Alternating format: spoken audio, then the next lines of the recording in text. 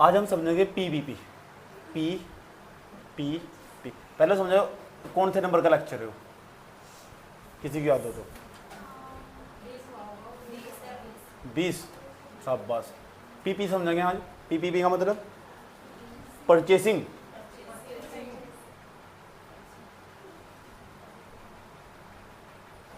Power, parity. Spelling पूछ लेना मेरे से, समझना ही बात यार। एक पीपीपी दूसरा भी हो, पब्लिक प्राइवेट पार्टनरशिप, वो 1991 के आर्थिक सुधारों के कार्यक्रम के बाद बढ़ेंगे। मुझे बहुत अच्छे तरीके से बात करनी इस पर तमीज से, वो एक अलग टॉपिक है। अभी हम अंदर घुसे हुए करेंसी वाले मामले में घुसे हुए, मुद्रा वाले मामले में। पीपीपी के तहत होगा कैसा पीपी कैसे तय करते थे हम, मतलब मैं समझाना चाहता हूँ तुम कि जो तुमने देखा होगा आज $1 ना लगभग 80 रुपये के बराबर है। एग्जैक्ट मुझे मालूम नहीं है, लेकिन इतना ही लगभग, इसके 1-2 रुपये आगे पीछे हो सके। आज $1 80 रुपये के बराबर। अगर तुम देखोगे ना, आज एक येन नाम सुना है येन का? ये येन कहाँ की मुद्रा बताओ? जापान की। एक येन 0.67 रुपये के बराबर। कितने के? और बताता हूँ। उसके बाद तुम देखोगे ना, जैसे लिखा हुआ एक पाउंड लगभग, जो पाउंड वो लगभग 90 रुपये के बराबर है। कितने के? तो डॉलर महंगा कि पाउंड महंगा? तुम्हारे लिए तो जो भारत वाली बात कर रहा हूँ, तो भारत के लिए डॉलर महंगा कि पाउंड महंगा? पाउंड महंगा। अच्छा, तो बताओ कि, लेकिन इसकी ना जो पाउंड की अंतर्राष्ट्रीय मार्केट में इसकी डिमांड नहीं है। इसलिए जब डिमांड नहीं है तो सस्ता होगा वो अंतर्राष्ट्रीय मार्केट के लिहाज से। हमारे लिहाज से भले महंगा भाई क्यों ना हो, आज हो सकता है हमारे साथ इसका व्यापार अलग तरीके का हो। आज बहुत अच्छे तरीके से बात करनी, बहुत जटिल टॉपिक होगा, आराम से समझाऊंगा। उसके बाद एक दिनार है ना, दिनार जो हो बेटे वो कुवैत की करेंसी। किसकी? कुवैत की। खाड़ी का ही देश है कुवैत, मेरी इच्छा में वहां जाऊँ, आया समझ में? तो दिनार है ना वो लगभग 240 रुपये के बराबर। कितने के? एक दिनार 240 रुपये के बराबर। अब आपके दिमाग में एक पर्सन जरूर आया होगा कि हमारे लिए तो पूरी दुनिया में फिर तो 200 जो दिनार वो तो 240 रुपये का, और वो तो सबसे महंगा होना चाहिए, है नहीं? ऐसे सवाल उठ रहा होगा तुम्हारे। ठीक, यही बात करनी। ये बात तुम्हें तब समझ में अच्छी तरह आ गई जब तुम पीपीपी समझ लोगे, परचेसिंग पावर पैरिटी समझ लोगे। जब तक तुम ये नहीं समझ लेंगे कि रुपए की क्रय क्षमता कैसे, रुपया कैसे कमजोर हो चुका, कि कहाँ 1962 में एक टीचर की जो सैलरी थी वो 15-16 रुपये थी, और उसमें भी गुजारा चल जाता था और पैसे बच जाया करते थे। और आज उसे 90,000 रुपये, 1 लाख रुपये से प्लस सैलरी मिलने के। सरकारी प्राइमरी स्कूल के टीचर बता रहा हूँ मैं तुम्हें, इन्हें 90-80 हज़ार रुपये सैलरी हो रही है, और आज इन्होंने कुछ कहते हैं हमारा इतने पैसे मिलते हैं, हमारे बच्चों की फीस का भी पूरा नहीं पट पाता। ऐसा क्या हुआ? मार्केट में एक व्यक्ति जब सब्जी खरीदने जाता था, तो मैंने कहा 10 साल की पहले की बात बता रहा हूँ ना, जब मैं 10-12 साल पहले मार्केट में 500 रुपये का नोट लेके जाया करता था, तो 500 रुपये में तो पूरे 8-10 घर के कैंडिडेट थे, उनके लिए सारा सामान का प्रबंधन करने के बावजूद भी बहुत सारे पैसे बच जाया करते थे। 200-300 रुपये आराम से बचा लिया करते थे।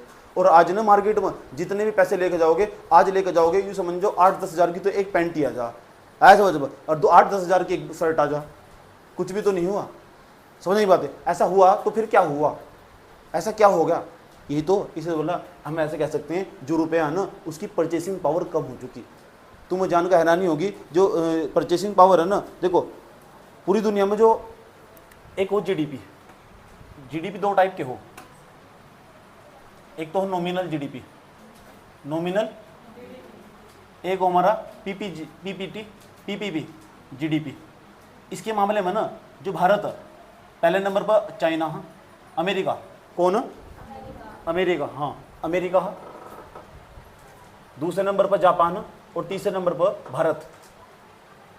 यूपीएससी ने सवाल पूछा था कि भारत पीपी के मामले में कौन से नंबर पर, जिसकी रुपए की क्षमता ठीक ठाक है, मतलब ज़्यादा कमजोर नहीं हुई, कहाँ किसकी मात्रा सबसे ज़्यादा कमजोर हो चुकी, करेंसी से ज़्यादा कमजोर हो चुकी, और की करेंसी से ज़्यादा मजबूत है। समझेंगे बात यार? तो पीपी के मामले में हम तीसरे नंबर पर। नहीं तो सब देश की करेंसी ने लगातार परचेसिंग पावर कम होती चली गई। पहले अगर भी इतने नोट लेके जाया करते थे ना, अब इतने नोट लेके जाते हैं हम, तो लोग आज भी देखो ठीक ठाक स्थिति में, और ये आंकड़ा लगातार बदलता रहता है। जब भारत सरकार का तुम आर्थिक सर्वेक्षण पढ़ोगे ना, हर साल आर्थिक सर्वेक्षण जिसे इकोनॉमिक सर्वे कहते हैं, वो जारी होता होगा। आया समझ में? बजट से पहले वही जारी हो, सरकार एक साल में कितना पैसा खर्च करा, और अगले एक साल में कहाँ कितना पैसा खर्च करने वाली। इसीलिए देखो हम बजट बोलते हैं। बजट से पहले आर्थिक सर्वेक्षण जारी हो, एक साल में हमारा अचीवमेंट क्या क्या था, और कौन कौन सी योजना पर हम काम करने वाले थे, कौन कौन सी योजनाओं पर काम करने वाले, ये जारी हो सरकार उसमें आंकड़े बताती है। सरकार ने 2019 में आंकड़ा दिया था, उन 2019-20 की आर्थिक सर्वेक्षण में ये आंकड़ा दिया था कि भारत में ना जो रुपये की क्रय क्षमता इसके मामले में हम पूरी दुनिया में तीसरे नंबर पर, तभी यूपीएससी ने सवाल पूछ लिया था। समझ में आया बात है? ठीक, सर मुझे आइडिया याद नहीं है, पहले ही पूछा हुआ सवाल। इतना बताओ ये जो नॉमिनल जीडीपी क्या हो, ये क्या हो, ये सब तुम बाद में, तुम्हारे लिए टेक्निकल टर्म। बस आज मुझे ये समझना पीपीपी हो क्या, कि कैसे दाम क्या हुए, पहली बार ऐसा क्या हुआ था, इतनी बात बताओ, समझ में आई नहीं आई? ठीक,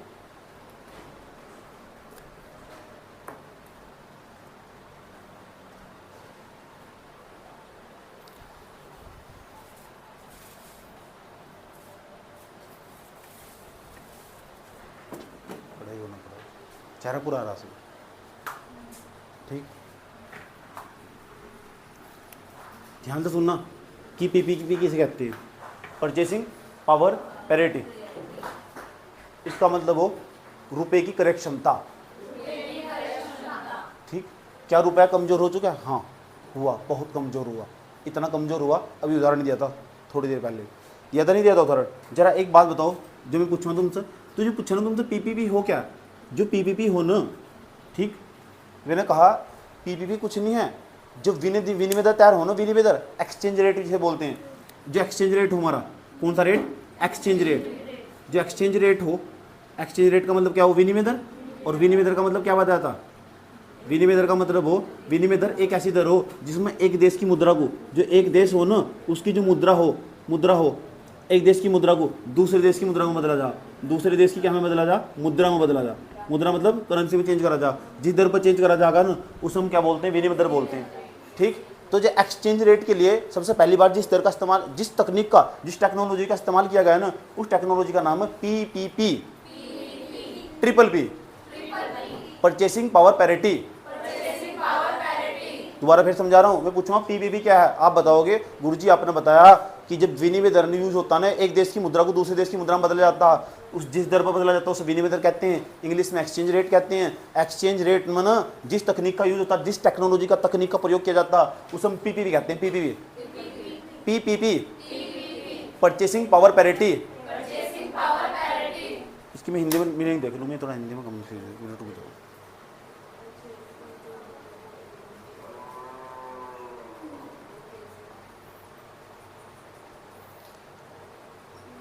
पीपीपी।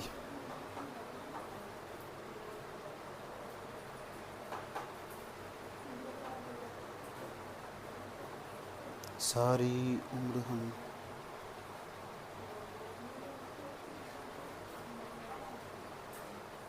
बहुत सारे नाम हैं पीपी के।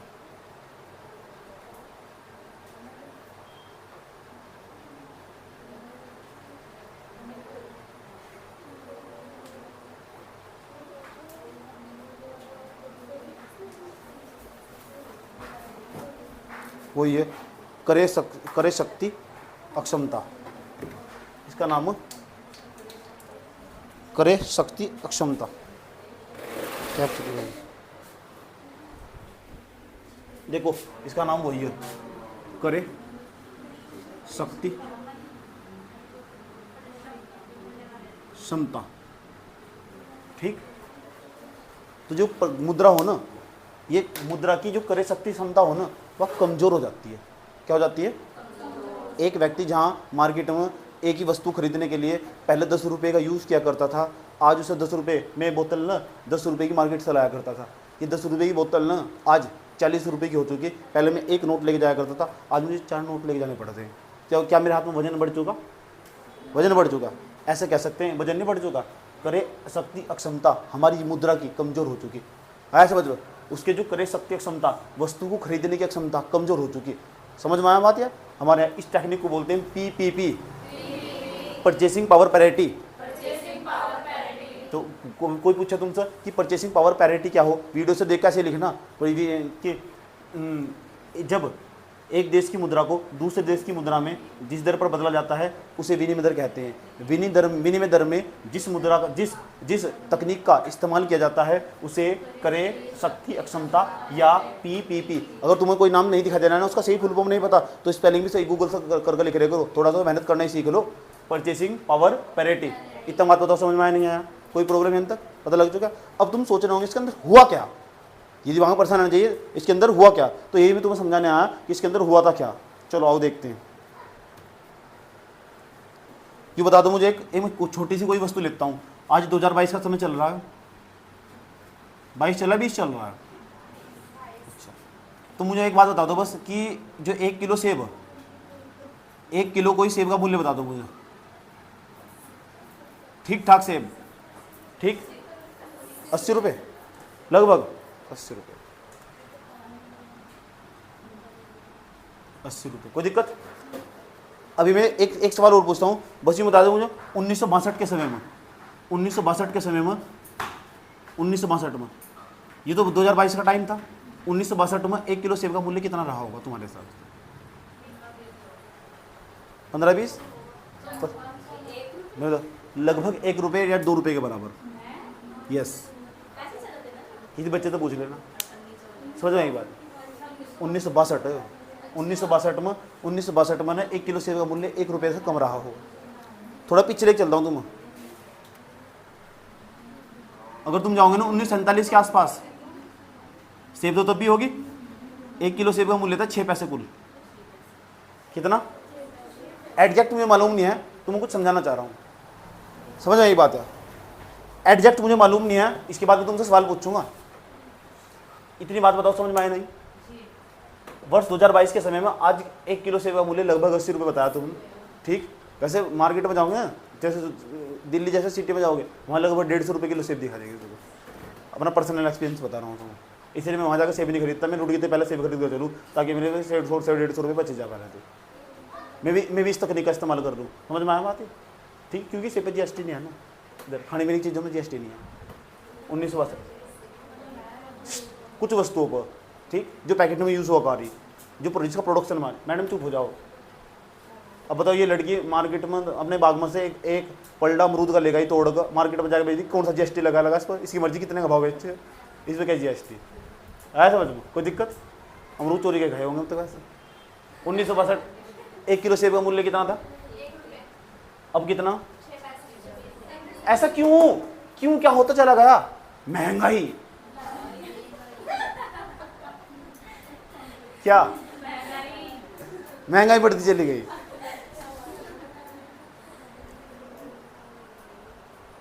कैमरे के सामने बुला कर मारूंगा, समझ में आएगी बात है।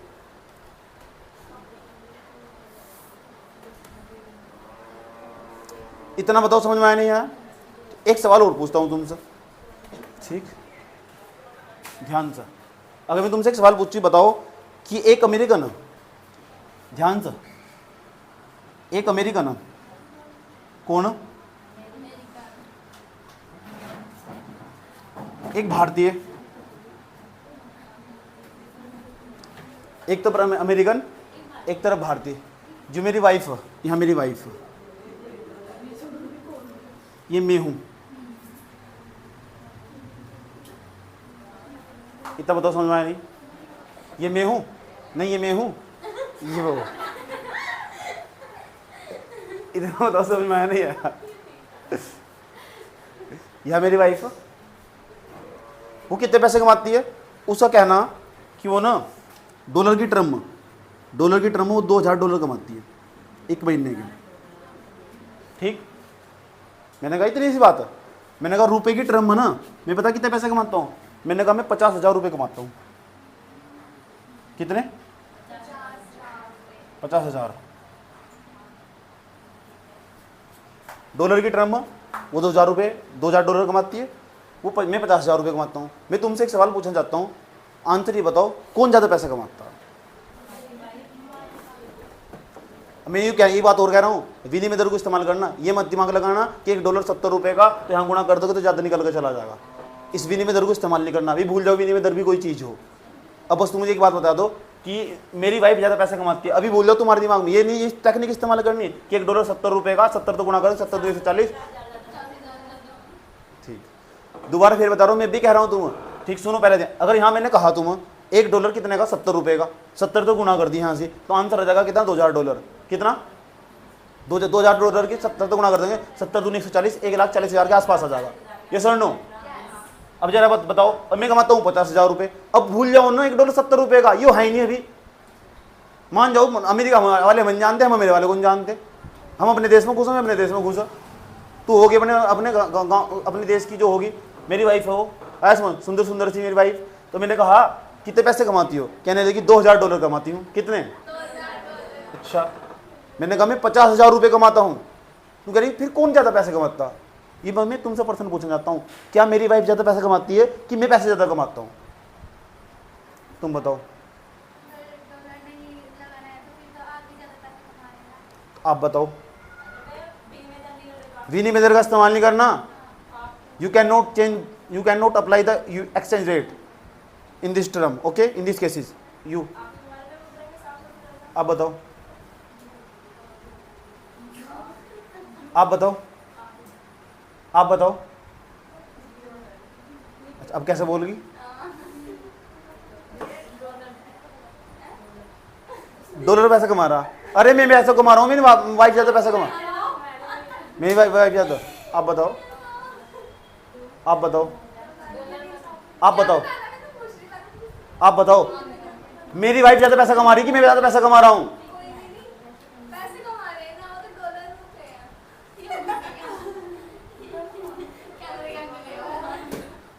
इसे क्यों ना मारो? ये कह रही पैसा कमा रहे हैं, रुपए थोड़ा ही है। दोनों कौन ज़्यादा पैसा कमा रहा? किसके पास धन ज़्यादा? तुमने कैसे कह दिया? किस बेस पर कह दिया तुमने कि मैं ज़्यादा पैसा कमा रहा हूं? तुम्हें कैसे पता लग रहा है कि ये $1 कम दिखाई दे रहा है? तुम गिनती में क्यों देख रहे हो? तुम बेवकूफ होगा कहीं के, तुम नहीं बता सकते। अगर कोई बता रहा है तो वो बेवकूफ हो। जब तक वो विनिमय दर इस्तेमाल नहीं कर सकता तब तक बता नहीं सकता। अभी तो तुमने बता रहे, तो तुमने कैसे बता दिया कि मैं ज़्यादा पैसा कमा रहा हूँ? संख्या के आधार पर तुमने कैसे निर्धारित कर लिया? कौन हो तुम? कहाँ का है तुम? कैसे बदतमीजी, क्या बदतमीजी, कहाँ गए तुम? नहीं इस्तेमाल कर सकते ना तुम अब भी वही देख रहे हो, संख्या के टर्म में देख रहे हो तुम। गणित का नंबर देखा, 50,000 ज़्यादा ही होगा। 50,000 रुपये है हमें यहाँ 50, मैं यहाँ $50,000 लिख लेता। तुम्हें क्या पता? तुम्हें ये नहीं पता ना कौन सी करेंसी मजबूत हो, कौन सी ज़्यादा कम है। तुम कुछ नहीं बता सकते और कुछ कहना भी मत बिल्कुल भी, समझ नहीं। जब तक तुम एक्सचेंज रेट, जब तक तुम पीपीपी का इस्तेमाल नहीं कर सकते। अभी मैं उदाहरण देता हूँ अभी मैं उदाहरण देता हूँ, यहाँ तो सुनना चाहिए। ये तो समझाना था, क्योंकि एक ही वस्तु का दाम अलग अलग, मैडम एक ही वस्तु का दाम अलग अलग देश में अलग अलग होगा। एक ही वस्तु का जो प्राइस स्ट्रक्चर होगा ना, अलग अलग वस्तु के देश के अंदर अलग अलग होगा। जरा एक बात बताओ, जिम्बाब्वे का मैंने बताया तो एक व्यक्ति अगर ना लौकी तोरी सब्जी लेने जाएगा ना तो 300 करोड़ रुपए, वहां का जो बैंक है ना 300 करोड़ रुपए के नोट छापता, 100 करोड़ रुपए के नोट छापते हैं। वहां की जो परचेजिंग पावर है ना, उसका अक्षमता इतनी कमजोर हो चुकी, करेंसी इतनी कमजोर हो चुकी, वहां की सरकार जिम्मेदार है इसके लिए। समझ में आया बात? या इतनी कमजोर हो चुकी क्योंकि उन्होंने घाटे की वित्त व्यवस्था का इस्तेमाल किया गया। वहाँ के केंद्रीय बैंक ना, वहाँ की केंद्रीय बैंक ने जब नोट छापे वहाँ की लोगों को बांट दिए। इसके जो वहाँ के रुपए थे उसी क्रय क्षमता घटती है, जो वहाँ की करेंसी थी, वहाँ की मुद्रा थी, उसकी क्रय क्षमता घट चुकी। क्रय अक्षमता इसे बोलते क्रय क्षमता, क्रय शक्ति क्षमता इसे बोलते क्रय क्षमता, परचेसिंग पावर। बात समझ में आई? तो कुछ नहीं कहा जा सकता कि डॉलर मजबूत, डॉलर की रुपए की टर्म में। अभी उदाहरण देता हूँ, निर्भर करता कि हम जो एक ही देश के अंदर, ये देश अलग, ये देश अलग, जब यहाँ कोई वस्तु महंगी भी हो सके, सस्ती भी हो सके, यहाँ भी कोई वस्तु महंगी भी हो सके, सस्ती भी हो सके। जब तक तुम पीपीपी का इस्तेमाल नहीं करने के तब तक तुम कुछ नहीं कह सकते। समझ में आई बात? अभी पीपीपी कैसे काम करता ये आज हम समझने वाले हैं, ठीक? तो ये बदतमीजी मत खिलाओ बिल्कुल भी कि संख्या में देख के कि आप तो ज़्यादा पैसे कमा रहे हो। समझ में आया बात? या ठीक, और आप भारतीय भी हो, चलो भारतीय होने के नाते आपको आपकी वरीयता दे दो, वोट आप पे चला जा। समझ में बात है? मैंने कहा जिम्बाब्वे में बहुत बुरा हाल है। कहाँ से? जिम्बाब्वे में एक व्यक्ति 300 करोड़ रुपए लेगा साथ में। कितने? 300 करोड़ रुपए भारतीय मुद्रा के हिसाब से देखोगे तो। और तब जाकर सब्जी लेने जाएगा मार्केट में। इतना एक कट्टा तो करेंसी का लेके जाएगा पहले तक तो एक कट्टा, फिर वो लौकी तोरी सब्जी का लेकर आएगा। इतना बुरा हाल है। वेनेजुएला में भी यही हाल है। कारण क्या है इसका? वहाँ का जो केंद्रीय बैंक था ना, वहाँ के केंद्रीय बैंक और वहाँ की सरकार ने, समझ बात या, अपनी जो करेंसी थी जबरदस्त मात्रा में करेंसी छापी और वहाँ के लोगों को बांट दिया। घाटे की वित्त व्यवस्था का इस्तेमाल करा। घाटे की वित्त व्यवस्था क्या हो, आज जब हम बैंकिंग सेक्टर पढ़ाऊंगा पूरा का पूरा, उसमें बात करने वाले हैं, पूरा बैंकिंग सेक्टर पढ़ने वाले तसल्ली के साथ। 8-10 क्वेश्चन हर साल पूछे बैंकिंग सेक्टर का, कभी भी मेरे गलत नहीं हुए। समझ में आई बात? या तो कुछ प्रश्न ऐसे हो तुम्हारे बहुत मजबूत हो जाने चाहिए तुम्हारे। समझ में आई बात है जो मेरे समझा रखे हैं तुम, जबरदस्त कमांड बना लो इन पर, पता। चलो बात बताऊंगा, इंपॉर्टेंट बात बताता हूँ। पहले ये बताऊँ ना, समझ में आया नहीं, इसे टॉपिक को समझा देता हूँ। एक सरकारी स्कूल है, अगर उसकी सैलरी की बात करो ना, लगभग 1962 के आसपास सरकारी स्कूल, उसकी सैलरी की बात करने लगे तुम तो 1962 के आसपास उसकी सैलरी 150 रुपये के आसपास, मोटे मोटे तौर पर। जो उच्च स्तरीय जो लेक्चर होंगे, लेक्चर जो 11वीं 12वीं वाले को पढ़ाते हैं, उनकी सैलरी लगभग 150 रुपये के आसपास। उनसे बात करोगे ना तो 150 रुपये महीने के मिलते थे, एक महीने के 150 रुपये, हकीकत बता रहा हूँ तुम, लगभग। और आज बात करो लेक्चरार से जाकर 1 लाख प्लस सैलरी उनकी, और आज भी खुश नहीं है। 150 रुपये मिलते थे, कहते थे 150 रुपये था ना, 100 रुपये सब काट फाट कर और सब कुछ बच जाता था, तब भी हम अपने गांव के सबसे अमीर आदमी हुआ करते थे। अगर सरकारी शिक्षक तक बात करोगे, समझ में आया बात, तो तब भी सब कुछ बच जाता था और हम सब कुछ खुश रहा करते थे। 150 रुपये महीने के मिला करते थे। समझ, मेरे सामने की बात है, मेरे पापा जो काम करते हैं ना, उसमें एक बुग्गी जो मिट्टी की थे ना, उसके 20 रुपये मिलते थे। कितने? 20 रुपये। और आज 150-200 रुपये। ऐसा मिट्टी भी वही है, बुग्गी भी वही है, और सब चीज़ वही है, तो फिर ऐसा क्या हुआ? सोचना चाहिए नहीं, ऐसा होना चाहिए। बच्चे भी पहले इस तरह पढ़ रहे थे, टीचर भी ऐसी तरह पढ़ा रहा, इतनी घंटे की सैलरी ले रहा, फिर ऐसा क्या हुआ? परचेसिंग पावर कम होगी, करे शक्ति अक्षमता कम हो चुकी। समझ आई बात है? वस्तु को खरीदने की क्षमता, वस्तु खरीदने के लिए जो रुपया था ना, उसके अंदर ताकत कम हो चुकी। आया समझ में? अब 4 आदमी आएंगे तब जाकर ये बोतल खरीदो लेके चले जाएंगे। पहले एक आदमी आता था, 10 रुपये वाला नोट आता था, खरीद कर ले जाता था। अब 4 आदमी आएंगे, यानी इसका मतलब ऐसा क्या है, सामने वाला बंदा कमजोर हो चुका। इतना बात समझ में आया नहीं आया इस वस्तु को खरीदने के लिए? ये सुन लो। लेकिन कितना भी कमजोर हुआ, कमजोर होने के मामले में भी ना, सही मजबूती के मामले में हम जिसकी ठीक ठाक करे क्षमता, तब भी हम तीसरे स्थान पर। और ये बहुत खुशी की बात है कि भारत ने ना अपनी मुद्रा कमजोर नहीं करा, नहीं तो जिम्बाब्वे जैसे देश का देख लो हाल, क्या बुरा हाल हुआ। ये सुन लो, बात समझ में आ रही? मुझे बता दो हवा कमा रही हो, कोई बात नहीं, आगे आ जाइए, ठीक। इतना आसान नहीं है समझना। चलो पीपीपी बताओ, पीपीपी किसे कहते हैं? जब एक देश की मुद्रा को दूसरे देश की मुद्रा में जिस दर पर जाता है उसे विनिमय दर कहते हैं। विनिमय दर इस्तेमाल करने के लिए जिस टेक्निक्स का यूज करते हैं उसे हम पीपीपी बोलते हैं। पीपीपी का नाम हिंदी में करे शक्ति अक्षमता। हर एक देश की मुद्रा की करे शक्ति अक्षमता अलग अलग होगी। और हम तुम्हें समझाए कि देखो 2022 में अगर 1 किलो सेब का मूल्य 80 रुपये था, तो बताओ 1962 में 1 रुपये रहा होगा, 1947 में लगभग 6 पैसे रहा होगा। ये फिर क्या हुआ? यही तो इसे तो बोलते हैं करे शक्ति अक्षमता। रुपए की करे शक्ति अक्षमता अर्थात परचेसिंग पावर कब हो चुकी। ये सुनो, कोई दिक्कत? जब मैं एमए की क्लास में पढ़ता था ना, तो मेरी मैडम मुझे पता क्या कहा करती थी, वे आपस में बैठ के बातचीत कर रहे थे। वे पीएचडी होल्डर्स थे, बैठ के बातचीत कर रहे थे, कितनी महंगाई बढ़ चुकी। मेरी दूसरी मैडम ने पता क्या बैठ कर क्या कहा कि अब ना रुपए की परचेसिंग पावर कम हो चुकी। तब मुझे समझ में आया मैडम बहुत पढ़ी लिखी है, तो मुझे बेवकूफ़ समझता था। मैंने कहा मैडम को इकोनॉमिक्स भी याद है। और उसे पक्का मैंने तो मैडम आपके पास बीए में इकोनॉमिक्स था? उसने कहा हाँ मेरे पास बीए में इकोनॉमिक्स था, पॉलिटिकल था और इंग्लिश थी। मैडम ने बताया मुझे, तब मुझे समझ में आया, क्योंकि इस तरह की टर्मिनोलॉजी वही इस्तेमाल करते हैं अपनी लैंग्वेज में। समझ आई बात? मैडम ने कहा परचेसिंग पावर कम हो चुकी। मैं तो समझ चुका कि परचेसिंग पावर का मतलब कहाँ बात कर रही है, आया समझ में? ठीक। एक भाषा में तो हम कैसे कह सकते हैं महंगाई बढ़ चुकी, दूसरी भाषा में ऐसे कहते हैं जो रुपया है ना उसकी परचेसिंग पावर कम हो चुकी। अमेरिका में जाओगे उसकी भी परचेसिंग पावर कम हुई, ऐसी बात नहीं है। लेकिन हम तीसरे स्थान पर और ठीक ठाक स्थिति है हमारी, इसलिए यूपीएससी ने तुरंत सवाल पूछ लिया। जहां भारत की स्थिति ठीक ठाक हो ना, अच्छा प्रदर्शन कर रहा हो, उस यूपीएससी को तो उसको प्रेम हो, आजा सवाल पूछेंगे तेरे उठाकर, चाहे मेरे से पूछेगा चाहे पीने में पूछेगा। ये सुन लो। चलो इतना बात बताओ, समझ में आया नहीं?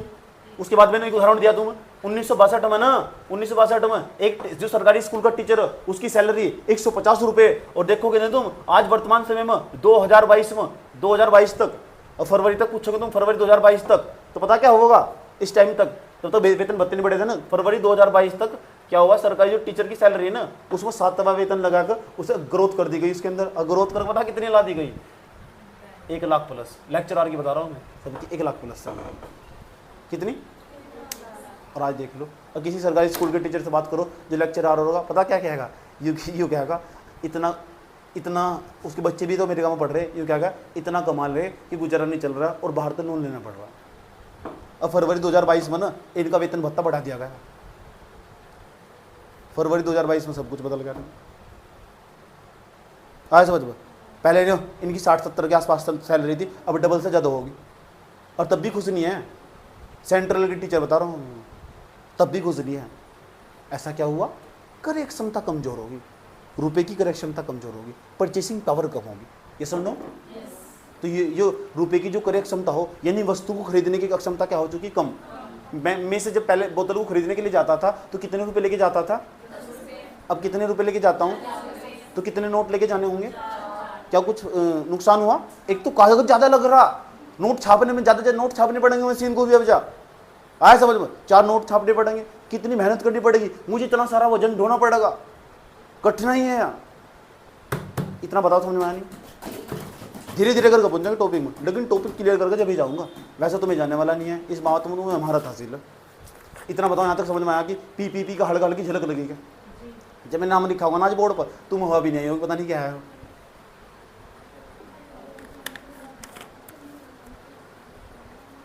Explain please, what is this, क्या हो पीपीपी।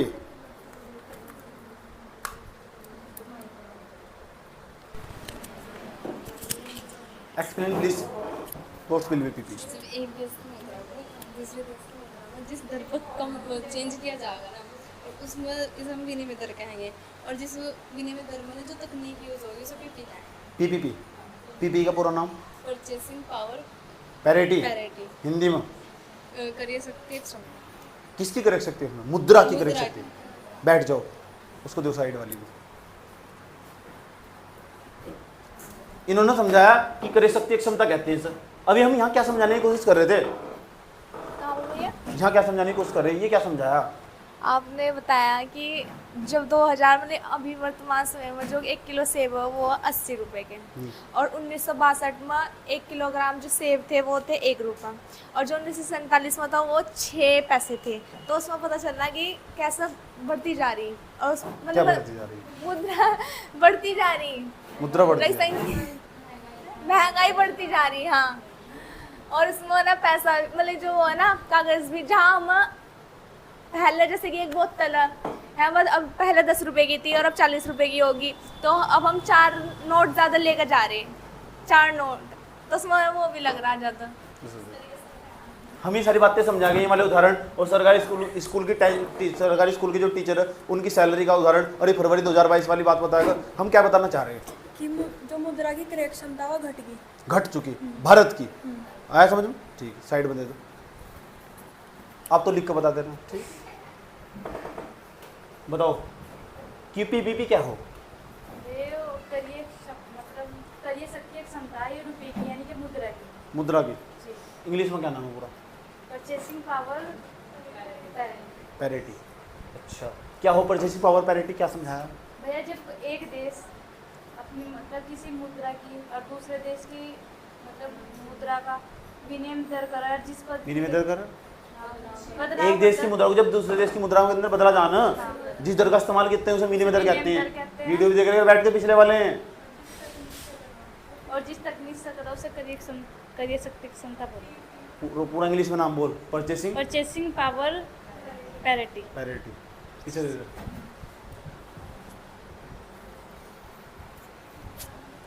अरे इसे दे दो साइड में, इसे दे दो, इसे दे साइड में, इसे दे दो, इसे दे दो।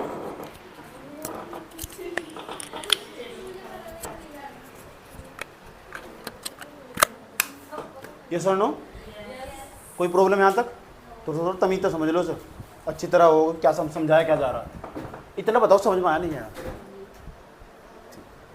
एक अमेरिकन, मेरी वाइफ 2000 डॉलर कमाती है, मैं 50,000 रुपये कमाता हूँ। मैं कहता हूँ विनिमय दर का इस्तेमाल ना करो, बिना विनिमय दर बताओ, बिना एक्सचेंज रेट, ये भूल जाओ $1 70 रुपये का, 80 रुपये का। मान लो कोई पीपीपी नहीं है हमारा, उस देश के साथ हमारा कोई पीपीपी नहीं है, हम नहीं मानते, क्या मतलब है। तो ये बताओ कि फिर कौन ज़्यादा पैसे कमा रहा। आप कह रहे थे कि आप संख्या में आप ज़्यादा कमा रहे, तो ये बदतमीजी खिलाना बंद करो। आया समझ अब, संख्या में हम ज़्यादा कमा रहे, कुछ नहीं कहा जा सकता जब तक हम पीपीपी का इस्तेमाल नहीं करने वाले कि कौन पैसा ज़्यादा कमा रहा और कौन कैसा पैसा कमा। क्यों? एक ही देश के अंदर ना वस्तुओं का जो प्राइस स्ट्रक्चर होगा वो अलग अलग होगा। आसान भाषा में समझाने की कोशिश करते हैं। आइए पाकिस्तान के अंदर ले चलते हैं हमको। पाकिस्तान के किसके? पाकिस्तान के। अब मेरी फ्रेंड एक पाकिस्तान में रहती है, नाम आयत खान।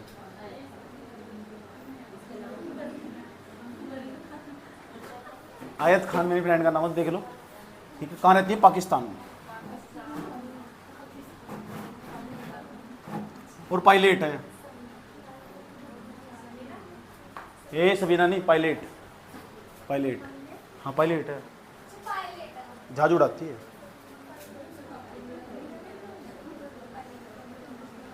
पाकिस्तान, मेरी फ्रेंड पाकिस्तान में रहती है।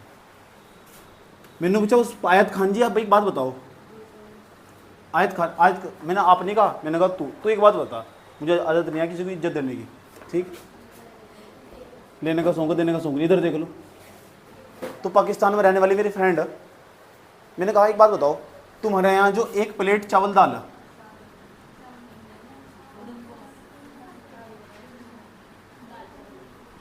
अच्छा दाल चावल, हाँ सब जगह मिलते हैं, क्या बात, कैसी बातें करते हो आप। हमने कहा कि बताओ तुम्हारे यहाँ ना एक प्लेट जो चावल दाल दाल चावल वो कितने की? कहने लगे, मैंने कहा हमारे यहाँ ना इंडिया के अंदर, यहाँ ये पाकिस्तान के अंदर, ये पाकिस्तान के अंदर एक प्लेट जो चावल दाल का मूल्य है ना वो पता कितना? 20 रुपये। इंडिया के अंदर 20-30 रुपये में आराम, 30 रुपये ही मान लो, मोटे मोटे तौर 20 रुपये मिल जाएगा आराम से। तुम कोई भी चौराहे पे खड़ा होगा बेचता हुआ, मोटे मोटे तरीके से चावल दाल चावल बहुत सस्ता बने यहाँ से। पाकिस्तान में चले जाओ, एक प्लेट दाल चावल का मूल्य पता कितना? उसका मूल्य 40 रुपये। कितने रुपए? तो एक जो प्लेट चावल दाल है उसका मूल्य कितना इंडिया के अंदर? 20 रुपये। वहाँ कितना? इतना बात बताओ, समझ में नहीं आया? कोई प्रॉब्लम यहाँ तक? जरा एक बात बताओ दूसरे नंबर पर, तो यूँ बताओ दाल चावल महंगा कहाँ से? कहाँ से? अब कहने लगे हम यहाँ ना जो पहले वाला बंदा इसकी जो कमाई है वहाँ से, इसकी जो कमाई यहाँ से 50 रुपये। कितनी? 50 रुपये, 30 रुपये मान लो। कितने? 30 रुपये। कितनी कमाई है इसकी? इसकी जो कमाई है यहाँ 40, इसकी कमाई है मात्र 50 रुपये। कितनी? कितने रुपये? 50 रुपये।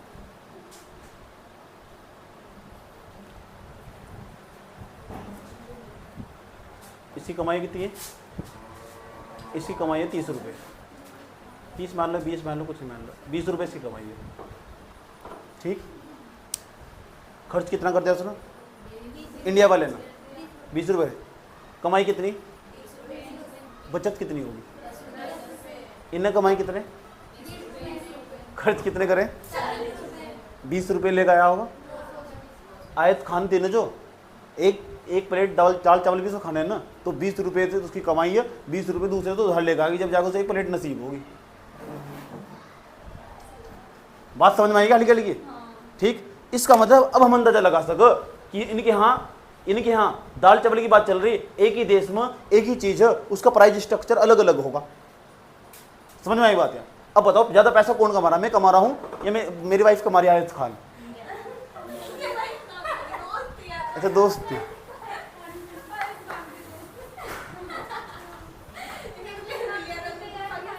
चलो मेरी फ्रेंड थी मान लो, ठीक? उसका नाम था आयत खान।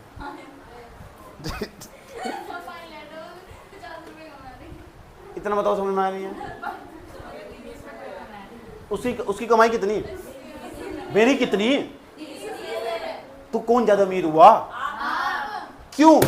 एक ही देश के अंदर अलग अलग वस्तु, बस एक ही वस्तु का प्राइस अलग अलग होगा और निर्भर करता होगा कि वहाँ की जो व्यक्ति पैसे कमा रहा उसकी क्षमता कितनी और खर्च कितना कर रहा है। जब तक तुम वस्तु की कीमत नहीं देखने का ना तब तक नहीं तुम बता सकते कि कौन सी चीज़, कौन ज़्यादा पैसा कमा रहा, कौन कम पैसा कमा रहा। भले ही मैं पैसा कम कमा रहा, देखो यहाँ अगर मैं ये जो पैसा ना, देखो ये भले पैसा 40 रुपये कमा रही हो, 45 रुपये भी कमा रही है, मान लो 45 भी कमा रही है, आया समझ में, लेकिन बचा कितना रही 5 रुपये। अब मैं कितने बचा रहा हूँ 10 रुपये। तो यूँ बताओ मेरी एक क्षमता ज़्यादा कि उसकी एक क्षमता ज़्यादा। इसका तुमने कैसे पता लगा? जब तक तुम्हें इसका प्राइस नहीं पता लगा वस्तुओं का। बिना वस्तु के प्राइस के तुम बता नहीं सकते कि देश के अंदर जो कौन ज़्यादा पैसा कमा रहा, कौन कम पैसा कमा रहा।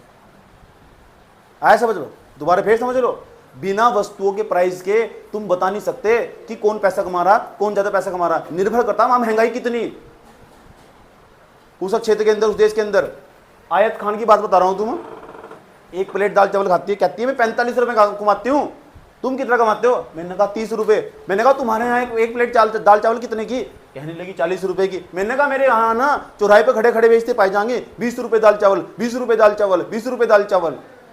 ऐसा समझ लो, प्लेट भी साफ करने की जरूरत नहीं है हमारे यहाँ से। समझ में आई बात? है नई नोक और प्लेट मिलेगी, चम्मच तभी टन टन करके बजाओगी तुम। ऐसा समझ में आया बात? है पानी भी मुफ्त में मिलेगा, 20 लीटर की बोतल लेने की भी जरूरत नहीं है पानी की। इतना बताओ समझ में आया नहीं आया? कोई दिक्कत? अब समझ में आया कि एक ही देश के अंदर वस्तुओं का जो प्राइस होगा अलग अलग होगा। ऐसा कह सकते हैं दोनों के जो पैसे की क्रय क्षमता होगी ना अलग अलग होगी। आया समझ में? दोनों की जो पैसे की क्रय क्षमता, तो हमारे जो पैसे की क्रय क्षमता, हम ना हमारा जो 30 रुपया, ये 30 रुपया आज भी डेढ़ प्लेट दाल चावल खरीद लगा इनका, और इनका ना 45 रुपया, डेढ़ क्या एक प्लेट भी ढंग से नहीं खरीद पा रहा। समझ नहीं का तुम? ठीक, तो हमारे इसका मतलब मैं 30 रुपये दूंगा, 30 रुपये में मुझे डेढ़ प्लेट दाल चावल मिल जाएगी। ये 40 रुपये 45 रुपये मिल जाएगी, एक प्लेट इसे ठीक ठाक तरीके से मिल रही। इसका मतलब इसके पैसे में इतनी क्षमता नहीं है। वस्तु हम एक ही खरीद रहे, दाल चावल वह भी खा रही, वो अभी मैं भी साधारण मनुष्य हूँ, वो भी साधारण मनुष्य है। ऐसे मतलब अब मुझे फ़ोन पे बात कर रही हो, हेलो बेबी, क्या बेबी थी मतलब दोस्त, कैसे हो तुम? ठीक, बता रही हो मुझे। मैंने कहा क्या खा रही हो? मैं दाल चावल खा रही हूँ। मैंने सोचा तुम्हारे यहाँ कुछ और खाते होंगे। ठीक है, ठीक है, आगे चलो। पाकिस्तान है क्या है? पाकिस्तान उनके मैंने कहा मेरे 30 रुपये के अंदर ना इतनी ताकत है ना, डेढ़ प्लेट दाल चावल खरीदने लगा। करी मेरे 45 रुपए के अंदर इतनी ताकत है ना, 5 रुपए की मुझे बोतल भी वहीं से लेनी पड़ा। मैंने कहा मेरे भारत मां ना, मैंने कहा पानी की बोतल मुफ्त में दे, गिलास रख कर दे, 4 गिलास रख कर साइड में आकर, और सलाद तो फिर वही मिले हमारे यहाँ से। इतना बताओ समझ में आया नहीं आया? ठीक, तो बताओ जो मेरा पैसा होगा, मेरे पैसे की जो परचेसिंग पावर होगी वह ज़्यादा होगी या कम होगी?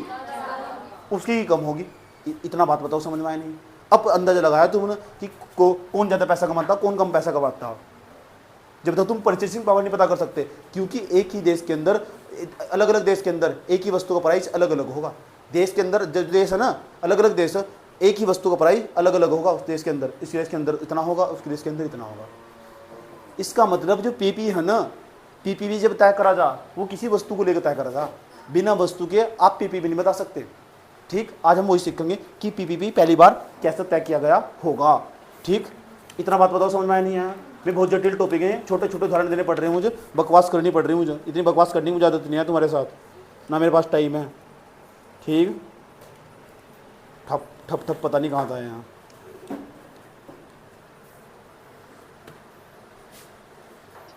अगर पीपीपी तुम यूज़ करना चाहते हो ना, तो पीपीपी यूज़ करने के लिए क्या करना होगा? मैं यहाँ से रफ कर रहा हूँ। तो पीपीपी यूज़ करने के लिए ना तुम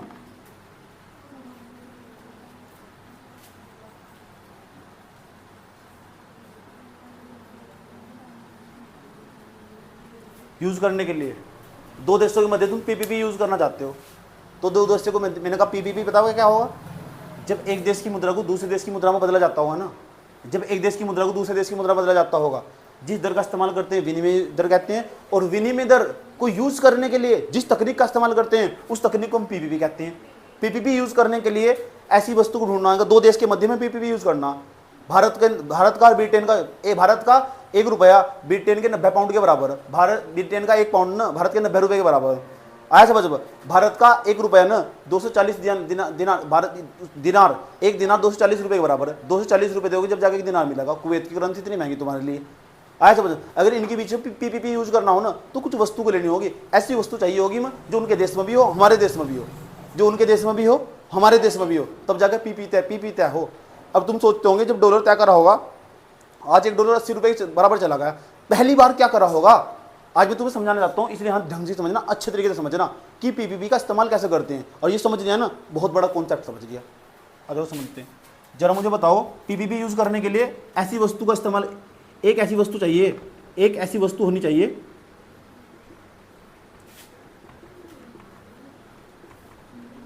जो दोनों देशों में हो, जो दोनों देशों में हो।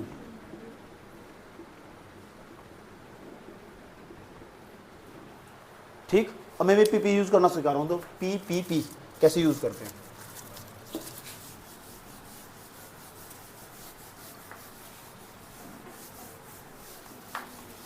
अच्छा, पाकिस्तान वाले तो मिल लिए, आ जाओ, एक और तो मिलवाता हूँ तुम,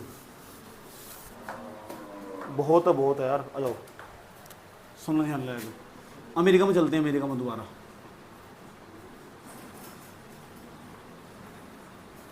अमेरिका के अंदर मेरी एक फ्रेंड है,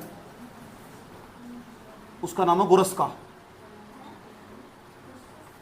ऐसे से नाम हो ना, गुरस्का, फ्रेंड मेरे पास ऐसे।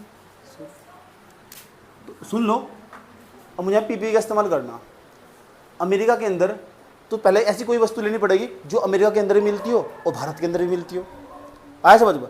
तो हमने ना, तो अमेरिका के अंदर तो बात बजाना, तो हमें कोई ऐसी वस्तु लेनी पड़ेगी, बताओ, जो अमेरिका के अंदर ही मिलती हो, भारत के अंदर। मैं सेब ले रहा हूँ, 1 किलो सेब,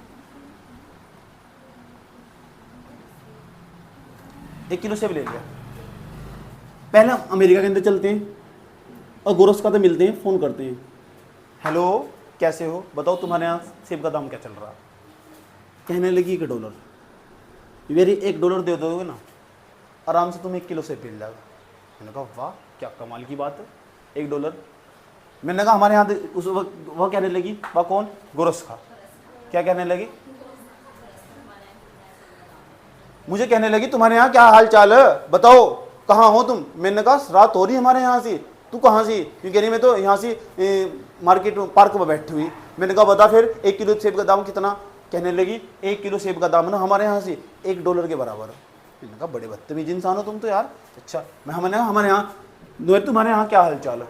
मैंने कहा हमारे यहाँ पता क्या हाल चाल है। मैंने कहा 1 किलो सेब है उसका जो दाम है ना 80 रुपये के बराबर है।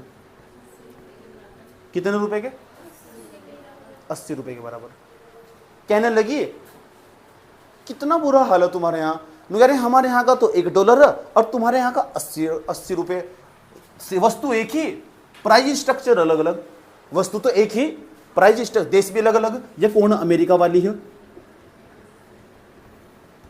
अमेरिका वाली।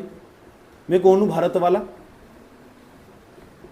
हूं नहीं, भारत वाला। तो यूं बताओ उसका $1 और मेरे 80 रुपये। उसका $1 1 किलो सेब देगा, मेरा 80 रुपये 1 किलो सेब देगा। ये सुनो, यानी $1 में मैं ना $1 में मैं 1 किलो सेब खरीद लेता हूँ। 1 किलो सेब मेरा उनका $1 जो मेरी वाइफ थी, वाइफ नहीं फ्रेंड, ऐसे समझ लो, ज़्यादा हो जाएगा। $1 बराबर किसके, 1 किलो सेब के। अब यूँ बताओ, अब मैं 80 रुपये दूंगा, कितने रुपए, 80 रुपये बराबर 1 किलो सेब। समीकरण 1 मान लो, इसे समीकरण 2 मान लो, कोई दिक्कत थोड़ा ही है। अच्छा, अब जब मैं मैथमेटिक्स पढ़ाता था तुम लोगों को क्या कहता था, जब इधर वाला इधर वाले के बराबर हो तो इधर वाला किसके बराबर, इधर वाले के बराबर होगा। समीकरण 1 व 2 से, समीकरण 1 व 2 से तुलना करने पर।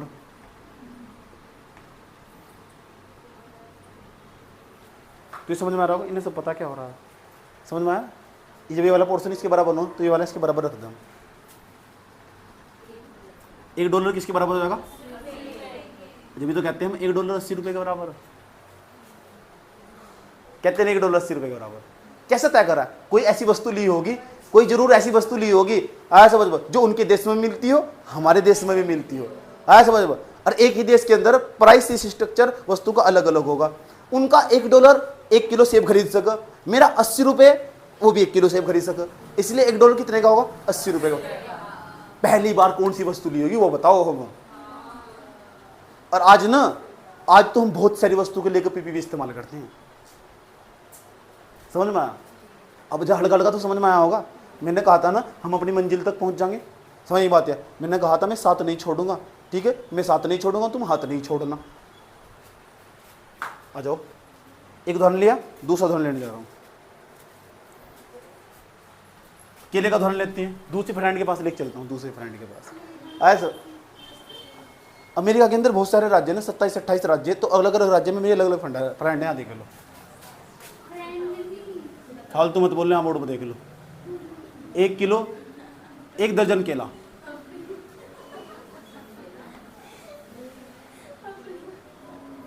एक दर्जन केले का भारत में प्राइस बता दो कितना होगा? 12 रुपए 1 दर्जन केले का प्राइस। मतलब कभी कभी ना मुझे देख आपको ऐसा लगा आपको ना दूध की शीशी की जरूरत है, आप इस क्लास में गलत आ रहे हो।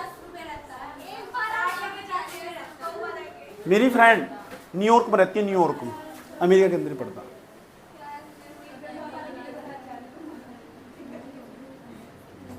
मेरी फ्रेंड न्यूयॉर्क में रहती है। हेलो, न्यूटोनिया नाम है उसका, न्यूटोनिया।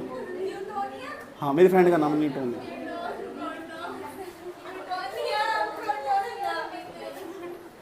बात मत करो। मैंने न्यूटोनिया को फ़ोन लगाया, मैंने कैसी हो, व्हाट्स यू मीन, बदतमीज, इतने दिमाग पर फोन कैसे किया।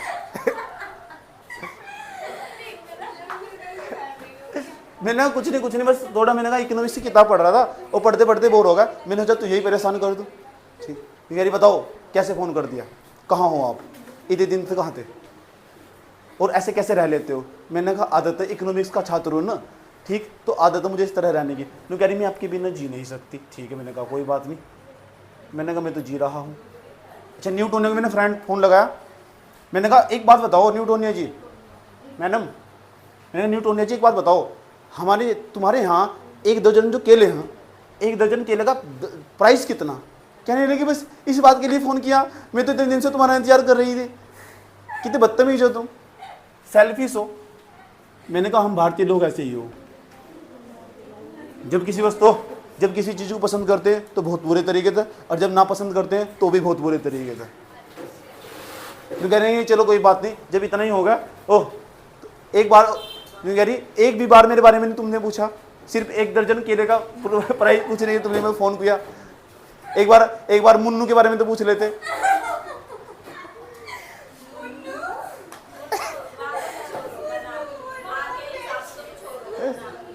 भारत का ही तो नाम ऐसे रख कर।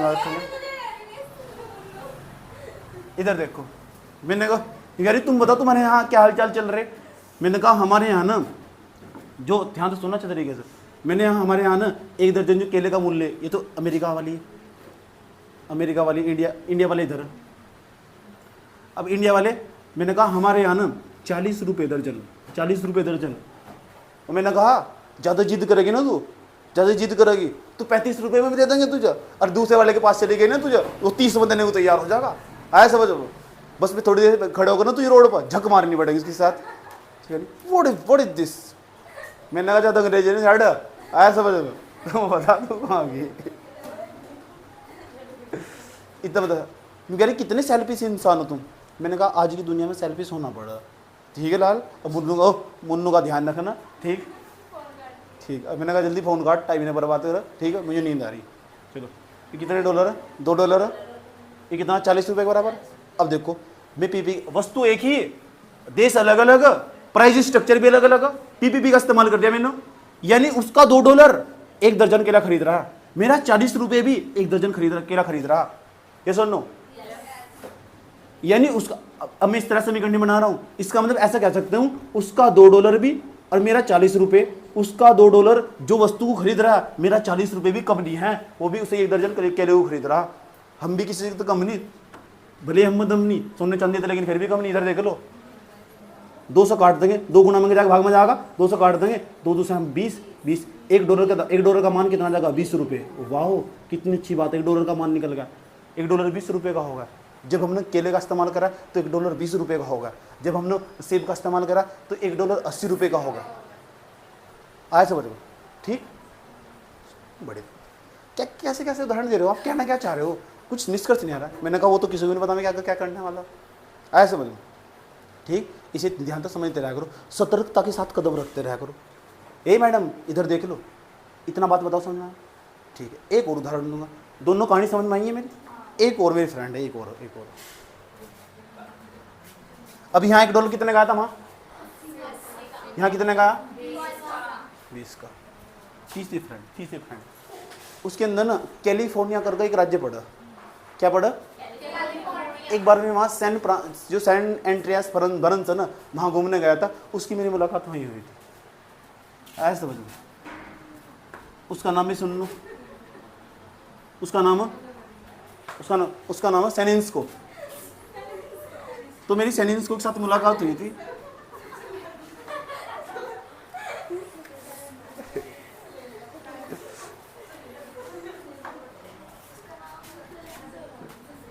तो मैंने पूछा उससे सेनिन्स्को, तो मैं कुछ दिन वहाँ रुका है, 4-5 महीने रुका मैं उससे। इस तरह करके फिर वही प्रेम प्रसंग चला, फिर वो सब समाप्त होगा धीरे धीरे करके। इस तरह करके शादी हुई हमारा वहाँ, 1-2 बच्चे हो गए हमारे। ठीक, वो तो बाद में हुए होंगे ना।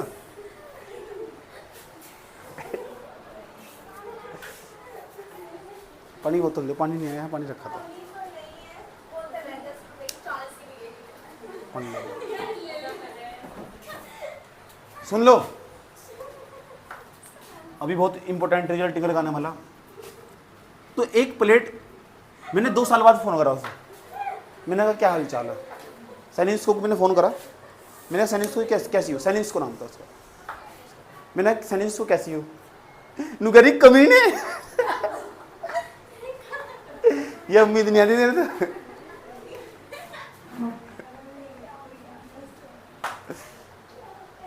एक प्लेट, सुन लो, एक प्लेट जो दाल चावल है, हाँ ठीक, लेकिन मैं ज़्यादातर इस्तेमाल नहीं करते दाल चावल, कम ही इस्तेमाल करते हैं। ऐसा माना जाता कि उनके यहाँ ना जो दाल चावल महंगा होगा, कि इतना यूज़ नहीं करते। ठीक, और हमारे यहाँ सस्ता होगा। हमारे यहाँ 20 रुपये का, कितने रुपए का? 20 रुपये का। हमारे यहाँ तो 20 रुपये का एक प्लेट दाल चावल। सेनिन्स्को का मैंने क्या हाल चाल है? कहने है कि सब ठीक।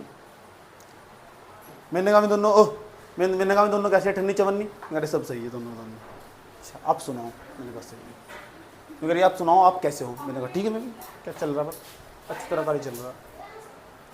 मैंने कहा एक प्लेट दाल चावल का प्राइस बता जरा, क्या स्ट्रक्चर होगा? कहने लगी कैसे आदमी हो तुम? मतलब मेरा एक बात, मेरा हाल चाल भी नहीं पूछा, मैं कैसी हूँ, कैसे मर रही हूँ, जी रही हूँ, क्या कर रही हूँ, कितने सेल्फिश हो गए हो तुम? मैंने कहा सिलेबस बहुत बड़ा, टाइम नहीं है, बकवास नहीं चलता फालतू की। मैंने कहा अभी गवर्नेंस भी रह रहा, अगर तो आर्ट एंड कल्चर भी रह रहा, और डिवीजन भी करना पीछे था, दिमाग ने ख़राब करा।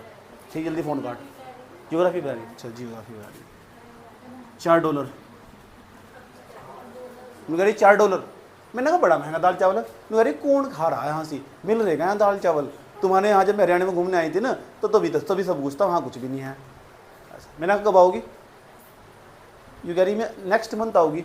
ठीक हो, 15 दिन रहूँगी। मैंने कहा 15 दिन के लिए मैं बाहर जा रहा हूँ। ऐसे समझ में, यहाँ देखो $4, ये कितने उसका $4 एक प्लेट दाल चावल खरीद सकता होगा। मेरा भी फिर $20, 20 रुपये एक प्लेट दाल चावल खरीद सकता, तो उसका $4 और मेरा 20 रुपये कम नहीं है, दोनों बराबर काम कर रहे। कह सकते हैं दोनों बराबर। ये गुणा में जाएगा, भाग में जाएगा, 4×5 = 20। वाह कितनी अच्छी बात है। $1 कितने रुपए के बराबर होगा? कितना सस्ता बना देना मैंने डॉलर को, है ना? कितना सस्ता बना दिया होगा मैंने डॉलर को। अब तुम्हारे दिमाग में एक ऑप्शन आना चाहिए, जब डॉलर का दाम तय किया जाता होगा रुपए पे के अंतर्गत, कैसी वस्तु को लिया जाता होगा? अब देखो 1 किलो सेब उनके यहाँ अमेरिका में बहुत सस्ती, हमारे यहाँ बहुत महंगी, जिसके कारण $1 80 रुपये के बराबर आया। अमेरिका के अंदर था ना, 1 दर्जन जो केले थे उसका दाम $2, और हमारे यहाँ कितने? 40 रुपये। $1 20 रुपये के बराबर आया। जब $1, यहाँ तो सुन लेना, तुम्हारे साथ धोखाधड़ी हुई और आज तुम्हें जंजाल में फंसाया गया। यही तो मैं कलाकारी समझाने जा रहा हूँ। तुम $1 5 रुपये के बराबर, जब हमने एक प्लेट दाल चावल लिया होगा। यानी जो चीज हमारे यहाँ सस्ती होगी ना, हमारे यहाँ सस्ती होगी, देखो हमारे यहाँ सस्ती होगी तो डॉलर का दाम भी फिर सस्ता हो जाएगा। और वे लोग ना जब डॉलर का दाम तय करते होंगे, उन्होंने ऐसी कोई वस्तु का इस्तेमाल नहीं करा होगा जो हमारे देश में सस्ती हो, उनके यहाँ महंगी हो। ऐसा समझ, उन्होंने जरूर ऐसी वस्तु का इस्तेमाल करा होगा जो उनके देश में तो महंगी, उस देश में सस्ती हो, हमारे देश में महंगी हो। देखो आज इसके कारण ना, अगर मैं सेब लिया होगा तो $1 80 रुपये के बराबर, अगर मैं केले लेंगे तो मतलब डॉलर को फायदा कब होगा? ऐसा डॉलर को फायदा तब होगा जब मैं सेब लेंगे, उनका $1 80 रुपये के बराबर। ऐसा समझो, कब? जब 1 दर्जन केले लेंगे जब ज़्यादा फायदा होगा, जब 1 दर्जन सेब लेंगे, में 1 किलो सेब लेंगे, सेब लेने में ज़्यादा फायदा हो। पीपीपी सेब पे इस्तेमाल करेंगे या केले पे इस्तेमाल करेंगे या दाल चावल पे इस्तेमाल करेंगे में? इसका मतलब दूसरी भाषा में, इसी बात को मैं दूसरी भाषा में ऐसे कह सकते हैं, उन्होंने जब पीपीपी तय करा होगा तो ऐसी वस्तु को लिया होगा जो उनके देश में सस्ती हो और हमारे देश में महंगी हो। हमारे देश में कौन से देश में? विकासशील देशों के अंतर्गत। वे बहुत चालाक लोग हैं। और तुम्हें पता सबसे पहली बार किस वस्तु का इस्तेमाल किया गया था जब पीपीपी इस्तेमाल किया गया था? बताने जा रहा हूँ, किताब बबीली है। बात समझ में आई बात? या ये बताओ, डॉलर का दाम समझ में आएगा नहीं निकालना। ऐसी वस्तु पर पीपीपी इस्तेमाल करा होगा। उस वस्तु का नाम हम बर्गर जो तुम खाते हो ना, बर्गर, यो आया समझ में? ये बर्गर आज तुम्हारे यहाँ बिखरा हुआ फिर रहा, ये बर्गर तुम्हारे यहाँ नहीं था पहले। जो नहीं था ना, जो चीज़ नहीं होती उसके दाम बहुत महंगे हो। आया समझ में? अभी तो चाउमीन, बर्गर, मोमो, आया समझ में? ये अभी तो अस्तित्व में ही है। ये जो वेस्टर्न लोग हैं ना, सारे के सारे वेस्टर्न लोग, ये सारे पहले से ही ऐसे ही फूड खाते हैं। उन्हें दाल चावल पसंद नहीं है, कहीं भी नहीं चुनना नहीं तुम। आज भी वेजिटेरियन ऐसे ही खाना इस्तेमाल करते हैं। एक जो वेजिटेरियन बर्गर, जो शाकाहारी बर्गर हो, क्या बोलते हैं सर? हाँ, तो जो वेजिटेरियन बर्गर होगा ना, वो बहुत हमारे देश में बहुत महंगा होगा। उस टाइम की बात बता रहा हूँ, 1944-45 के आसपास। उस टाइम के बारे में जाकर सोचो, जो पहली बार इस्तेमाल करा होगा, पीपी को इस्तेमाल करा होगा। तो मुझे जानकारी मिलती है, कुछ अर्थशास्त्रियों को पढ़ने के बाद पता लगता, कहते हैं तो उन्होंने पहली बार हम बर्गर इस्तेमाल करा। हम बर्गर का इस्तेमाल करा। देखो हम बर्गर, जो हम बर्गर होगा उसका बताओ इंडिया के अंदर और वहाँ क्या प्राइस होगा। आज हमारे यहाँ इंडिया के अंदर ना जो प्राइस था, आज हमारे यहाँ इंडिया के अंदर जो प्राइस और अमेरिका के अंदर जो प्राइस था वो कितना रहा होगा मुझे नहीं पता, कितना लिया था उन्होंने, कैसे दाम लिया होगा। इतना मुझे जानकारी कि उन्होंने हम बर्गर को लिया होगा। आज हमारे यहाँ ना जो एक बर्गर उसका जो प्राइस होगा, एक बर्गर का प्राइस कितना होगा, लगभग मान लेते हैं कितने रुपये का होगा एक बर्गर? बताओ वर्तमान समय में जो वेजिटेरियन बर्गर, जब मैं पेंटागन में जाता हूँ बर्गर लेने, तो मुझे 160 रुपये का देते हैं बर्गर लेने। 160 रुपये का, कितने का? 160 रुपये। जब मैं मूवी देखने जाता हूँ 160 रुपये बर्गर देते हैं। और यो ना उनके यहाँ पता लगभग कितने बराबर है, सुन लो ध्यान लगा, $2 के आसपास होगा। कितने के? $2 के आसपास। मान लो वर्तमान समय की बात बता रहा हूँ मैं, उस टाइम पर अलग रेट रहे होंगे इसके। समझ में आया बात? या अब उसका जो $2 है, उनके यहाँ तो बहुत सस्ता, मेरे यहाँ बहुत महंगा। उनके यहाँ, मेरे यहाँ महंगा क्यों? इनके यहाँ उस टाइम पर नहीं है थे बर्गर, और ना किसी को पसंद थे, सब घी दूध का इस्तेमाल किया करते थे। अगर मिल भी जाया करता था ना तो ऑर्डर पर मंगवाना पड़ता था, और कहीं 6-7 दिन में बर्गर आया करता था। वो भी शहरों में मिलता था, गांव का कोई मतलब नहीं था बर्गर का। ऐसा समझ। तो हमारे यहाँ बर्गर बहुत महंगा था। जो वेस्टर्न फूड है ना, वेस्टर्न वाले फूड, ये हमारे यहाँ बहुत महंगे थे। आज तो एयरपोर्ट पर चले जाओ, जगह जगह रखे हुए मिलेंगे तुम्हें, और दाम प्राइस है इनके अभी महंगे बहुत ज़्यादा। तो उन्होंने ऐसी वस्तु को लिया पीपीपी यूज़ करते हुए जो उनके देश के अंदर सस्ती हो और हमारे देश के अंदर महंगी हो, ताकि उनका जो डॉलर का प्राइस है ना वो बढ़ सके। ऐसा समझ। आज उनकी बास्केट के अंदर, उनकी जो टोकरी, उसके अंदर ऐसी बहुत सारी वस्तु जिन्हें में मानक आज भी प्राइस स्ट्रक्चर तय करते हैं। सभी वस्तु याद रखना मुश्किल, आसान भी नहीं है और याद भी नहीं करनी बिल्कुल भी। आज वे जब पीपीपी तय करते हैं ना तो बहुत सारी वस्तु के एक साथ लेते हैं, और ऐसी वस्तु ली जाती हैं। पता कौन सी वस्तु ली जाती है? जो उनके देश के अंदर सस्ती हो, आया समझ में, और हमारे देश के अंदर महंगी होती है। यही कारण ना आज डॉलर के दाम आसमान छू रहे। आया समझ में? ठीक, इतना बात बताओ समझ में नहीं आया? पीपीपी समझ में आया कैसे इस्तेमाल करा जाता पीपी? और सबसे पहले बर्गर को लेकर इस्तेमाल करा होगा। तो आज देखो, अगर इसे बराबर कर दोगे ना, इसे काटोगे 8 दूनी 16 तो बैठेगा $1 बराबर 80 रुपये के बराबर। कितने रुपये? और आज डॉलर 80 रुपये के आसपास ही हो रहा नहीं हो रहा। ये वर्तमान का निकाल लिया मैंने। बस मुझे तुम ये बात बता दो, जब पीपीपी इस्तेमाल करेंगे, पीपीपी इस्तेमाल करते वक्त ऐसी वस्तु को लेंगे नहीं लेंगे जो उनके देश के अंदर सस्ती हो और हमारे देश के अंदर महंगी हो। ऐसा समझ लो। ठीक, एक ही देश के अंदर एक ही वस्तु का प्राइस अलग अलग देश के अंदर अलग अलग होगा नहीं। ठीक, मैंने तुम्हें बताया था थोड़ी देर पहले, उदाहरण दिया था मैंने कहा हमारे यहाँ ना परचेसिंग पावर पैरिटी के मामले में हमारे देश की जो क्रय क्षमता वस्तु खरीदने की इतनी भी कमजोर नहीं हुई। दो ही देश हमारे मजबूत है, एक तो यूएसए और दूसरे नंबर पर जापान। आज तीसरे नंबर पर आ रहे हैं और बहुत अच्छी स्थिति में, ठीक ठाक स्थिति में। हमारे देश की जो क्षमता इतनी कमजोर नहीं, अगर दूसरे देशों तो तुलना करी जाए तो ऐसा समझ लो। मैं कहने लगूँ मैं कैसा इंसान हूँ, मैं कैसा इंसान हूँ नहीं बता सकते तुम, ऐसा समझ लो। और कहना मुश्किल है ना, कठिन है। पूछो क्यों, पूछो क्योंकि जब दूसरे लड़कों के साथ तुलना नहीं करनी तुम, जब तुम दूसरे के साथ तुलना नहीं करनी तो कैसे पता लग जाएगा अच्छा में बुरा। क्यों जी, क्या कहते हो? साइड में देखो जाकर तब तो पता लगेगा कि इस वाले के अंदर ही फीचर्स नहीं है, इस वाले के अंदर है। ऐसा इस ये ऐसा, इसका व्यवहार ऐसा, इसका व्यवहार ऐसा, ये ऐसा ये ऐसा, तुलना करोगे तो तुम कैसे पता लगा लोगे? भारत की जो क्रय क्षमता ना उसकी दूसरे देशों के साथ तुलना करेगी तब जाकर हम अपने आप को बेहतर स्थिति में पाए होंगे। क्या कहते हो? बात समझ में आया? क्रय क्षमता समझ में आई, क्रय शक्ति क्षमता समझ में आई? तो बताओ भारत आज भी ठीक ठाक स्थिति में गया? जिम्बाब्वे जैसी हालत तो नहीं हुई हमारी? हो जाती अगर घाटे की वित्त व्यवस्था को हम रिप्लेस ना करते।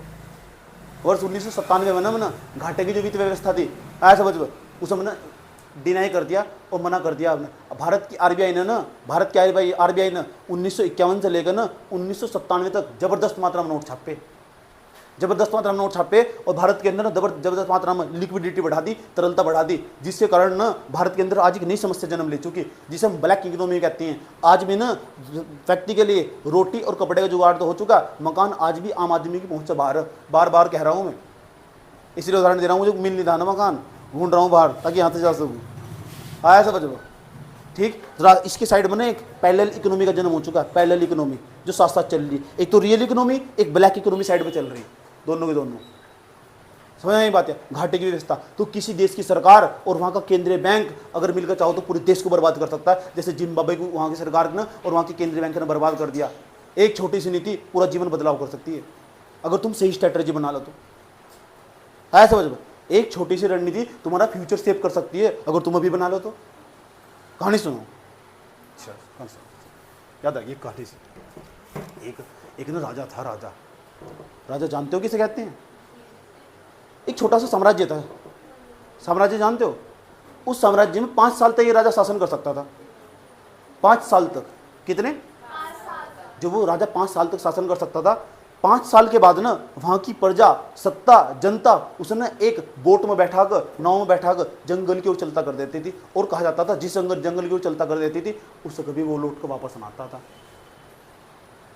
दूसरी भाषा में जिस जंगल में छोड़ा जाता ना वहाँ बड़े बड़े जानवर हुआ करते थे और वे ना उसका शिकार कर लिया करते थे और बहुत सारे राजा इस तरह ही मार दिए गए थे। ठीक इस तरह दूसरे वाला राजा आया, राजा बनना यार 5 साल तो चलो राजा तो कहलाऊंगा, भले मरने एक मेरे जैसा चालाक व्यक्ति था। समझ चालाक समझते हो? ठीक उसने पहले इस बात पे रिसर्च करी कि इंसान मर क्यों जा। उसे पता था मैं राजा बनने वाला हूँ, उसने पहले इसी बात पर रिसर्च कर दी कि इंसान मर क्यों जाते हैं। राजा नहीं बना, उसे पता मैं अगले साल राजा बनने वाला हूँ, इसी बात पर रिसर्च कर दी। उसने देखा है कि जंगल क्यों जाते हैं और यहाँ बहुत बड़े बड़े घने घने जंगल है और इसमें इंसान मारे जाते हैं, इतने जानवर यहाँ मौजूद हैं। ठीक बाद में क्या हुआ, वो मेरे जैसा व्यक्ति था जो चला, उसका राजा बनने का नंबर आया, राजा बनने का नंबर आया। राजा से बन चुका हो पहले 1 साल के दौरान ना, पहले अपने शासनकाल के दौरान पहले 1 साल के अंदर ना सबसे पहले उसने उस जंगल पे ही काम करा जाकर, क्योंकि अरे सब सारा काम बाद में होगा, लोगों को नहीं पता लग रहा है क्योंकि उस जंगल की तरफ कोई व्यक्ति भी नहीं गया था उस साम्राज्य का। उसने उस जंगल पे मेहनत करी, उसे काट कर ना वहाँ से रोड बनाए, बिल्डिंग बढ़ा डाली, होटल इंडस्ट्री का विकास कर दिया, कंपनी का विकास कर दिया चारों तरफ से। दूसरे साल में ना वहाँ उसने बाहर की जो एफडीआई को आने की अनुमति दे दी, बाहर के निवेशक आए, उन्होंने उसका डेवलपमेंट कर दिया। जंगल का ना जय भी नहीं बचा, वहाँ आए समझ में, सब कुछ समाप्त। और जो जानवर थे ना उन्होंने एक स्थान से दूसरे स्थान पर पहुँचा गया जहाँ उनका जानवरों की कमी थी, भर गया। आए समझ में, सतत पर्यावरण विकास पर ध्यान दिया उसने, पूरा का पूरा स्ट्रक्चर, पूरी सिटी तैयार कर दी, जबरदस्त तरीके की बिल्डिंग। और वहाँ के जो गरीब लोग थे ना आसपास के, उनके लिए बड़ी बड़ी बिल्डिंगों का विकास कर दिया, उनके लिए रोजगार के अवसर तलाश कर दिए। उस व्यक्ति को भगवान मानना स्टार्ट कर दिया। अब गांव के लोगों को, साम्राज्य वालों को तो यूँ लगता था बस वहाँ तो जंगल है, और ये राजा ने 5 साल बाद बनने वाला। 3 साल बीत गए। कितने? जहाँ जंगल था ना वहाँ के लोग उसकी बहुत ज़बरदस्त मात्रा में इज्जत किया करते थे उस राजा की। आया समझ में? अब लोगों को लग रहा था कि तो मारे जाएगा, आलियास का दिल आया समझ में? 5 साल पूरे बीत चुके थे, आज उसका जाने का दिन था। हर राजा को जिस तरह बोट में बैठाया जाता था, उसे भी आज इस तरह बोट में बैठा जा रहा था। लेकिन राजा के मुख पर ना अजीब प्रकार की हंसी थी। पूछो क्यों थी हंसी? क्यों? क्योंकि उसने अपना फ्यूचर पहले ही सेव कर लिया था। समझ आई बात? यार आज जो जिस साम्राज्य में जाने वाला था ना, जो जिस समय जंगल समझते थे, गए में लोग तो देखने नहीं जाते थे, वहां गया और शांति के साथ पढ़कर उसका जबरदस्त मात्रा में स्वागत हुआ। उस एरिया का जो उन्होंने स्ट्रक्चर तैयार करा था, वहां का राजा कहलाया। वहां भी क्या जाकर राजा कहलाया। लोगों ने फूलों की माला डालकर स्वागत करा, गरीब लोगों ने जबरदस्त मात्रा में स्वागत करा। आप हमारे महामहिम हो। वो तो नहीं मारा गया ना। उसकी एक छोटी सी स्ट्रैटेजी और तर्कवादी सोच उसे कितने आगे लेके चली गई। आया समझ? 5 साल वहां राज करा, 5 साल और पूरी जिंदगी वहां राज करने वाला। जाओ, इस तरह तुम्हें मेहनत करनी होगी। आज मेहनत कर लोगे ना, आगे का फ्यूचर सेफ होने वाला। वो 5 साल बाद जो तुम डराए जाना, तुम्हारी हालत खराब हो जाएगी। नहीं होने की, आज मेहनत कर लो, सही स्ट्रैटेजी के साथ मेहनत कर लो। ये सर नो? अब तो ताली बज गई। तो इसलिए पढ़ाया जा रहा बेटे हो, समझ में आया? ठीक। तो किस तरह पीपीपी क्या हो, पीपीपी वाला टॉपिक क्लियर हुआ नहीं हुआ? करेक्शन तक समझ में आया कि नहीं आया? एक वस्तु का जो प्राइस, सारा वस्तु की प्राइस का खेल है। और मैंने इतने अच्छे उदाहरण दिए, तुम कॉपी में सजा सजा के लिखना। जब तक वीडियो नहीं देखोगे तब तक तुम्हारी बुद्धि का विकास नहीं होगा। ऐसा समझ में? वीडियो देखो तो आनंद आएगा, बोर नहीं होने के तुम हंसिया जाएगा ऑटोमेटिक देखते हुए। आती होगी नहीं आती होगी? कैसी बातें करते हो? सारी वीडियो में तो अपनी वाइफ की बातें कर रखी है, पता नहीं कितनी वाइफ होगी इनकी। आया समझ में? वो तुम्हें सब हंसाने के लिए, ताकि तुम बोर ना हो। आने वाले 4-5 साल बाद भी तुम पढ़ोगे ना, तुम्हारा मूड बदला है तो तब भी तुम आराम से कर ले जाओगे। तुम्हें किसी के लिए इकोनॉमिक्स, कहीं से इकोनॉमिक्स को कवर करने के लिए ज़्यादा डाटा की जरूरत नहीं पड़ने की। फिर आराम से सिलेबस निकाल लोगे, ये टिक लगाते चले जाओगे, मेरा पक्का। चलो इस वाली वीडियो को देख लेती है, मेरी छूट रही। इस वाली वीडियो को देख लेते, चले वाली मेरी छूट रही। बात समझ में आया? ये सब तुम्हारे लिए हो रहा। राजा वाली कहानी समझ में आई? इसे दिमाग में डाल लेना, ठीक है? वह कहने को एक कहानी, समझ पाए बात? या आज की तुम्हारी मेहनत ना उस राजा वाली ज़िंदगी बना देगी तुम्हारी। समझ में आया? चलो इंतजार करते हैं, फिर हम गवर्नेंस पढ़ते हैं। अच्छा, ब्रेक? कोई ब्रेक नहीं है। समझ में आया बात? या ब्रेक नाम का बी भी नहीं है।